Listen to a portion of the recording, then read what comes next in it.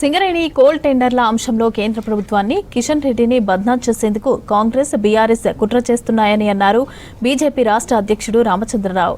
ప్రతి బీజేపీ నేత ఈ కుట్రను తిప్పికొట్టాలని అన్నారు. టెండర్ల రద్దుపై ప్రభుత్వాన్ని నిలదీయాలని స్టేట్ ఆఫీస్ బేరర్స్ మీటింగ్తో కార్యకర్తలకు సూచించారు రామచంద్రరావు. ఇక గతంలో బీఆర్ఎస్, ఇప్పుడు కాంగ్రెస్ రెండు నైని బ్లాక్ను వారికి సంబంధించిన వాళ్ళకి ఇచ్చే ప్రయత్నం చేశాయన్నారు.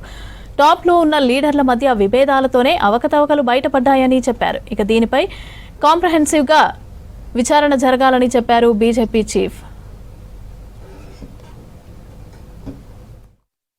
టీఆర్ఎస్ పార్టీ ఉన్నప్పుడు కూడా వాళ్ళకి సంబంధించిన వాళ్ళకి ఇవ్వాలని ప్రయత్నం చేశారు వాళ్ళు.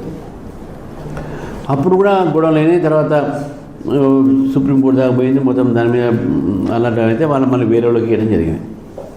ఇప్పుడు ఈ ప్రభుత్వం వచ్చిన తర్వాత కూడా ఫస్ట్ ఒక కంపెనీకి ఇస్తే ఆ కంపెనీ వాళ్ళకి కాకుండా వీళ్ళు గవర్నమెంట్లో ఉన్న వాళ్ళకి ఇచ్చుకునే ప్రయత్నం చేశారు.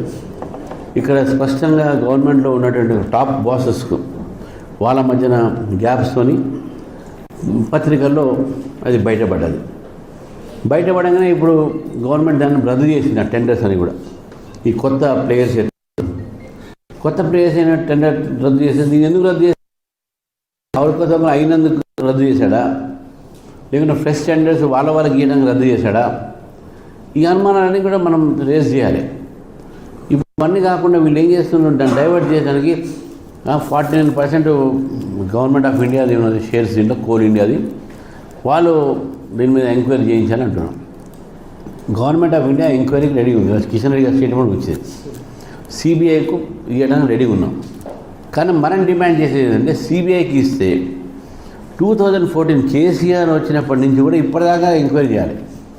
ఒక కాంగ్రెస్నే కాదు, మొత్తం కాంప్రహెన్సివ్ ఇన్వెస్టిగేషన్ జరగాలి. 2014 నుంచి టీఆర్ఎస్ పార్టీలో జరిగినప్పుడు అవకతవకలు ఉన్నాయో దాని దగ్గర నుంచి ఇప్పుడు రేవంత్ రెడ్డి గారి ప్రభుత్వంలో వీళ్ళ మంత్రుల మధ్యన ఉన్న విభేదాలు అన్నీ బయటపడ్డాయి. కాబట్టి అప్పటిదాకా సిబిఐ దాని మీద ఎంక్వైరీ చేయాలి.